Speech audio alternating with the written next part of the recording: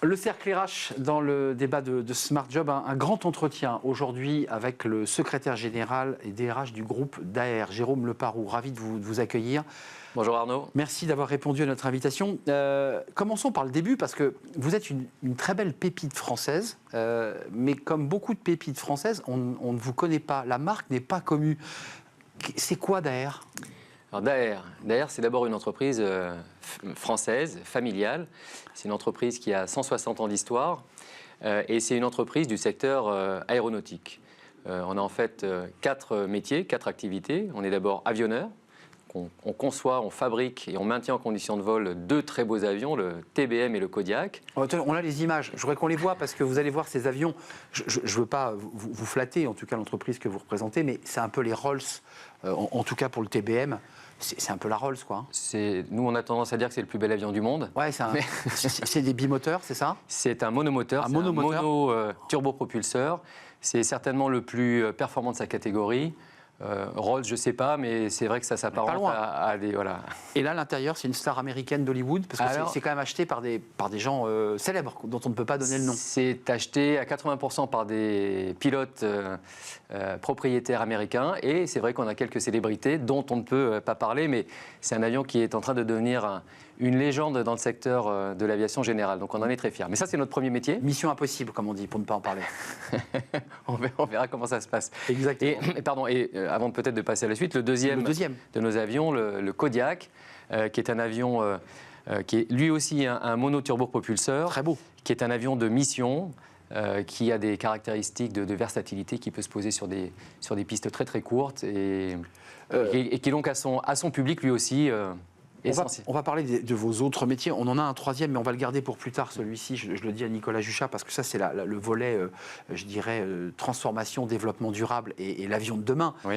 Un petit mot quand même, parce que vous dites, on est un avionneur. Il faut quand même préciser que vos sites, vous êtes une entreprise internationale, mais vos avions, ils sont faits ici, chez nous. Hein. Ils sont faits en France. Mais c'est important de le dire. Pour le TBM, à Tarbes particulièrement, et le Kodiak est fabriqué, lui, aux États-Unis. Dans l'Idaho, à Sandpoint, ce qui fait de nous un des rares avionneurs qui possède une chaîne d'assemblage en Europe et une chaîne d'assemblage sur un deuxième continent, l'Amérique du Nord. 4 métiers, avionneur, et de l'industrie aussi. Hein. Avionneur, ça c'est notre premier métier. Le deuxième métier, c'est un métier d'industriel. Nous travaillons pour Airbus, pour Boeing, pour Dassault, pour Gulfstream, où nous leur fournissons des éléments de fuselage, des trappes de train d'atterrissage, des éléments de voilure, enfin tout ce qui permet à un avion de voler. Ça, c'est notre deuxième métier. Le troisième métier, c'est ce qu'on appelle le service industriel. On prend ses savoir-faire et ses compétences industrielles et on les met à disposition de nos clients sous forme de services. Ça veut dire quoi concrètement ? Ça veut dire qu'on a des équipes de Daher qui travaillent chez Airbus, par exemple, pour faire l'assemblage du carénage ventral de certains avions ou pour faire l'aménagement cabine. Donc ça, c'est notre troisième métier. C'est notre compétence industrielle au service de nos clients chez eux. Et puis enfin, notre quatrième métier, c'est en fait notre métier historique. Important. C'est notre métier historique, c'est un métier de logisticien industriel. C'est-à-dire qu'on gère des entrepôts pour le compte de ces mêmes clients, ces grands donneurs d'ordre de l'aéronautique. Et donc on fait du contrôle de pièces, du stockage, du kitting, on fait de l'approvisionnement bord de chaîne. Donc c'est pour nous une activité de logistique très très ancrée dans le métier industriel et voilà ce qui fait disons la globalité de nos activités. C'est assez passionnant parce qu'on a fait plusieurs émissions ici sur ce plateau pour nous intéresser au secteur de l'aéronautique qui, pendant la crise Covid, vous vous en souvenez, certains élus politiques, pour le dire directement, ont dit c'est fini les avions, tout doit rester au sol, on passe à autre chose. J'ai le sentiment que chez Daher, vous avez été presque plus résilient que les autres. Tout le monde a pris le bouillon, pour le dire cash, mais vous avez mieux résisté et redécollé plus vite. Est-ce que je me trompe ? Non, vous ne vous trompez pas, je vais vous en dire un mot, mais peut-être pour résumer d'une phrase, parce que ces 4 métiers, ça peut sembler des choses assez différentes, mais si on voulait résumer... C'est lié. C'est lié. Nous fabriquons nos propres avions et nous aidons nos clients à fabriquer les leurs. En fait, c'est ça notre métier. Il y a une cohérence. Il y a une cohérence qui est celle du métier de l'aéronautique. Et ce qui vient peut-être expliquer votre résilience d'ailleurs. Et ce qui, effectivement, explique en bonne partie notre résilience. On a des métiers différents qui sont sur des cycles de marché différents. Et autant sur les activités purement industrielles, le choc a été rude pendant la crise Covid, autant nos autres métiers nous ont permis d'équilibrer, de compenser largement. Ce qui fait qu'on s'en est plutôt mieux sorti que certains de nos concurrents. Redécollage plus rapide. Et le redécollage a démarré. Maintenant, cette crise est derrière nous et derrière d'ailleurs l'ensemble du secteur. Aujourd'hui, le sujet, c'est de produire plus, davantage, plus vite, retrouver les cadences d'avant-crise. Il y a une vraie demande. Pour nos propres avions, il y a une vraie demande. Bien et sûr. pour nos clients, il y a un carnet de commandes qui est très important. Ça repart, hein. Et donc, il est important de pouvoir produire, livrer les compagnies aériennes avec les avions commandés. Et nous y contribuons. Un petit focus, Jérôme Leparoux. La crise Covid, on l'a évoqué, avec quand même des vrais débats presque philosophiques sur la place de l'avion dans notre société. Puis il y a eu l'Ukraine aussi. J'ai vu que l'Ukraine impactait aussi votre supply chain. Vous avez réussi à trouver, j'irais, d'autres sourcings. C'est compliqué, cette guerre en Ukraine. C'est évidemment très, très compliqué. C'est compliqué pour les sujets de sourcing, c'est compliqué pour le coût de l'énergie, c'est compliqué pour l'inflation globalement. Ça nous touche, ça touche tous les autres. Bien sûr.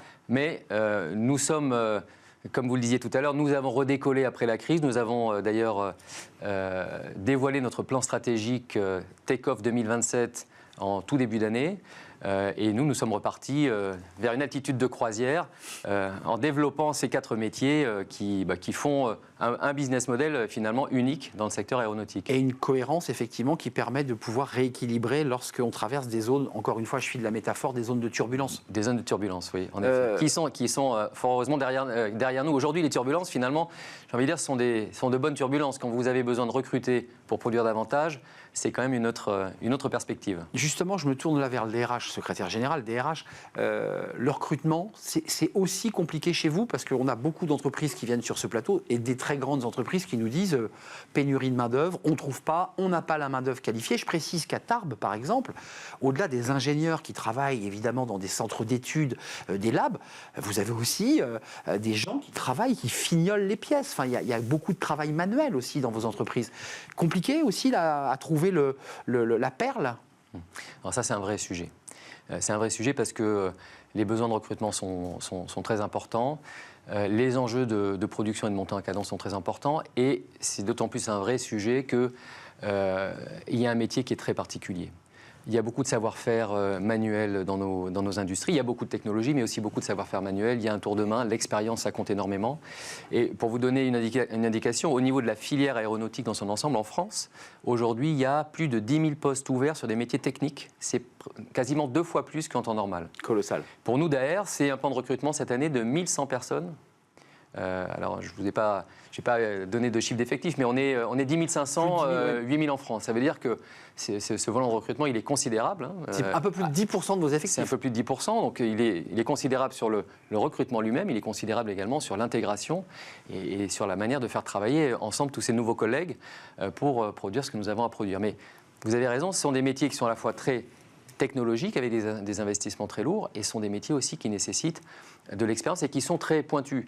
Nous cherchons des ajusteurs, nous cherchons des chaudronniers, nous cherchons des gens qui sont capables de faire du contrôle non destructif, nous cherchons des drapeurs, tous les gens qui sont capables de fabriquer des pièces avionnables, c'est-à-dire des pièces qui permettent à l'avion de voler, de les ajuster, de faire en sorte que sortent les avions des chaînes, sans parler de nos activités de logistique et sans parler des ingénieurs de conception. Oui. Vous avez fait un rachat d'une pépite française d'ailleurs récemment là, qui permet d'élargir aussi votre puissance sur les sujets technologiques. Alors, ça fait partie effectivement de notre plan stratégique. On a un volet sur les sujets de valeur ajoutée, de compétitivité et de rentabilité, qui sont des sujets très importants parce que on parlera peut-être tout à l'heure de décarbonation. On va y venir. Ce sont des investissements massifs qui sont nécessaires pour décarboner le transport aérien et on considère que c'est vraiment quelque chose de fondamental. On a effectivement fait un certain nombre d'acquisitions depuis quelques années et notamment très récemment. On a fait l'acquisition, on parlait de Kodiak tout à l'heure, l'avionneur américain que nous avons intégré, ça c'était juste avant le Covid. On a fait l'acquisition d'un laboratoire sur les matériaux qui s'appelle KVE qui justement contribue à la décarbonation. Nous avons fait l'acquisition d'une entreprise en Floride qui travaille pour Boeing sur de l'assemblage de pièces. Et finalement, nous sommes en train de finaliser l'acquisition d'une société qui s'appelle 3A et qui est un des leaders du service industriel. Avec tout ça, nous avons l'ambition de devenir une grande entreprise internationale, rentable, un leader. en s'appuyant sur ces 4 métiers. Voilà. L'enjeu de notre société, au-delà même des enjeux business, c'est les enjeux de réchauffement ou de dérèglement climatique et d'émissions de gaz à effet de serre, notamment des véhicules et des avions. Ça a été pointé, on l'a évoqué pendant la crise Covid. Nicolas Juchat nous dévoilait cet avion-là. J'aimerais qu'on en parle parce que non seulement vous avez 4 métiers imbriqués les uns aux autres qui créent une cohérence, mais en plus, vous êtes en train de développer cet avion, qui n'est d'ailleurs pas qu'une maquette 3D en image. Hein. L'avion existe. C'est un vrai avion. C'est un vrai avion. Oui, tout à fait. Donc, il s'appelle comment? Il a déjà un nom, cet avion? Alors, ce démonstrateur s'appelle EcoPulse. EcoPulse. Et c'est toute la beauté de l'aviation générale et de ce qu'elle peut offrir au secteur dans sa globalité. La magie de l'aviation, quoi. Vous prenez un avion de la taille du TBM, hein, c'est un 6 places, on l'a vu tout à l'heure.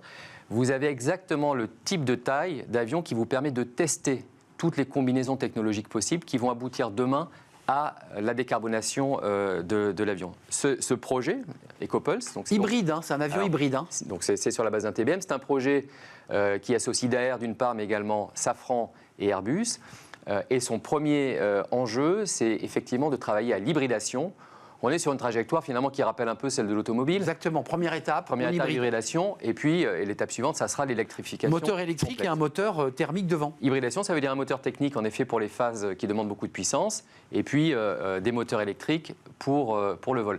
Ça a l'air de rien, mais en fait, savoir comment on fait circuler de l'électricité à très haute tension dans un avion, ça n'a rien de trivial. Comment est-ce qu'on gère les échauffements, ça n'a rien de trivial. Et puis vous voyez, les prochains avions, en tout cas de cette catégorie, auront plus d'hélices que ce qu'on connaît aujourd'hui. Ah oui. Ça veut dire une navigabilité différente, c'est beaucoup de tests, c'est beaucoup d'ingénierie, c'est beaucoup de savoir-faire. Différente. Et aussi la capacité à dépenser, à optimiser également l'énergie. C'est porteur de beaucoup d'innovations. On est très fiers d'être finalement parmi les fers de lance de ce mouvement nécessaire de décarbonation du transport aérien. Sans vous prendre au piège, évidemment, parce que tout ça est enregistré, vous le savez, mais oui. À quelle date je peux monter dans cet avion si soudain je suis très riche, je vais acheter l'EcoPulse? C'est quand? L'EcoPulse, vous ne pourrez pas l'acheter, ça c'est un démonstrateur. D'accord. C'est la plateforme sur laquelle on teste toutes les briques technologiques possibles. Mais à la fin de 2027, à la fin de notre plan stratégique, vous aurez à disposition un avion hybride. C'est un de nos objectifs du plan stratégique. Donc, mais il sera tenu hybride. Commercialisable. Commercialisable. Nous aurons, à horizon de moins de 10 ans, pour le coup, et là, je n'ai pas de date à vous donner, un avion complètement électrique. Le plus tôt sera le mieux. Le chemin critique, c'est d'abord l'hybride. On l'aura d'ici la fin du plan stratégique. Là aussi, mais, mais si ça vous intéresse de monter dans un avion comme le TBM, vous avez plusieurs possibilités. Il y a le Bourget. Hein. Alors d'abord, vous pouvez venir au Bourget. Bon, voilà. Et en effet... c'est dans 15 jours. Hein. Le Bourget, je vais vous dire exactement, c'est du 19 au 25 juin. Donc c'est très proche. Jours, le week-end du vendredi, samedi, dimanche est ouvert au grand public. Tout le monde peut y venir. Je peux monter, mais je ne vole pas dedans. C'est l'occasion de découvrir non seulement nos avions, mais aussi de découvrir les métiers d'aéronautique. On va transformer le Bourget en un événement qui va montrer à la fois la décarbonation, l'innovation avec des startups et tout ce qu'on peut faire pour décarboner, mais on va aussi montrer nos métiers et comment est-ce qu'ils contribuent. Vous ne faites pas un job dating, rassurez-moi. Ça, c'est pas non plus un job dating. C'est pas un job dating, mais on aura quand même 14 recruteurs sur le salon pour Daher tout au long de. Donc ça veut dire que des ingénieurs, ça veut dire que des techniciens qui viennent, qui s'intéressent à l'aviation et qui trouvent que c'est magique de travailler dans ce secteur, peuvent venir vous voir et donner leur CV. Non seulement venir nous voir, donner leur CV, mais ils pourront également aller voir une équipe d'ajusteurs que nous faisons venir de nos sites de Tarbes et de Nantes pour montrer en temps réel la manière dont ils opèrent, la technicité de leur métier, la manière dont ils ont construit leur parcours professionnel et leurs compétences. Mais juste d'un mot, parce que j'ai pas eu l'occasion de vous le dire, si vous pouvez donc venir au Bourget et monter dans l'avion. Ok, je monte dans l'avion, je suis bien, je suis sur le fauteuil arrière. Vous pouvez également l'acheter, mais ça c'est encore un autre débat, je vous en parlerai peut-être hors plateau. Ça va être juste. En revanche, si vous avez Flight Simulator de Microsoft, vous verrez que le TBM est l'avion le plus joué sur Flight Simulator. De même, le Kodiak est aussi très bien positionné. Pourquoi ? Parce que c'est un avion qui a une très belle ligne, qui a de très belles performances. Très beau. Et qui vous permet des manœuvres qui sont tout à fait particulières. Donc, je vous encourage à le tester en virtuel, à défaut de le tester en réel. On sent quand même une très forte dynamique chez Daher. On est plus que dans du redécollage, on est vraiment dans une accélération stratégique.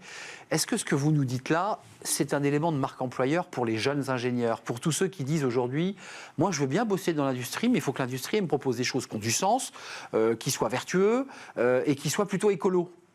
Enfin, je veux dire, ça c'est un secteur où vous dites, venez, parce que là, vous ferez de l'écologie d'une certaine manière. Écoutez, on a entamé une révolution du secteur. Une révolution de l'aéronautique, une révolution du transport aérien. On est dans un moment de rupture dans lequel il y a des tas de choses à inventer du point de vue technologique, mais également du point de vue des usages, et sur plusieurs dimensions. On a parlé d'EcoPulse, ça c'est évidemment très important, hein, la motorisation, la propulsion, mais il y a aussi la question des matériaux. Il y a le recyclage donc ? Je vais vous en parler. Il y a la question des carburants, et puis il y a aussi la question de l'avionique et des modes d'utilisation des avions. Oui, ce sont des secteurs sont des domaines d'activité très différents, mais qui tous concourent à ce que demain et après-demain, on ait des avions qui auront certainement des formes et des performances qu'on n'a encore jamais vues par le passé. Il n'y a qu'à voir les prototypes qui sont présentés dans les différents salons. C'est comme les voitures électriques, les avions électriques, ils ont des performances de vitesse incroyables ou pas? Alors les avions électriques auront des performances. On ne va pas chercher la vitesse, là on va chercher la sobriété énergétique. C'est d'abord ça. Et même avant ça, c'est d'abord la sûreté. C'est s'assurer que voilà. Après les performances viendront au fur et à mesure. Évidemment pour nous c'est essentiel. Il nous reste 2 minutes. Pardonnez-moi de revenir. Alors, il y a évidemment cette volonté d'accélérer sur les métiers manuels, parce que c'est un sujet qu'on traite beaucoup sur le plateau. Vous évoquiez ces salariés, vous faites venir quand même des ajusteurs sur le site du Bourget pour montrer peut-être à des parents ou à des jeunes que ces métiers manuels, ils ont du sens. Comment vous faites? Vous allez vous sourcer dans des CFA, vous dites on va créer nos propres centres parce qu'on ne trouve pas. Comment vous faites? Alors, il est clair que le recrutement ne suffira pas et que la formation est un énorme levier.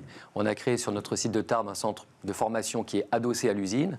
On redécolle également sur l'apprentissage et l'alternance. On a besoin de créer à la fois des viviers et puis de jouer notre rôle, de prendre nos responsabilités dans la formation des compétences dont on a besoin. Et la reconversion aussi. Et la reconversion. Et puis, à côté de ça, un peu comme tous les acteurs du secteur, on essaie d'être créatif, on fait feu de tout bois. Vous parlez de job dating, on en a un à Tarbes qui se passe exactement aujourd'hui même. On en avait fait un il y a 2 mois, sous forme de journée porte ouverte. On essaie de communiquer, on essaie d'être visible. Et puis on essaie aussi d'accompagner, de passer le message à l'ensemble de nos compagnons. On a mis en place par exemple des primes de cooptation qui vont jusqu'à 1 000 € quand vous arrivez à faire venir quelqu'un. Et ce qui est intéressant, c'est qu'au passage, ça crée de la cohésion, ça montre la perspective de l'entreprise. Et puis comme vous le disiez, les gens... Et ce n'est pas qu'une question de génération d'ailleurs, c'est aussi une question de génération, mais jeunes et moins jeunes, on a tous besoin de sens.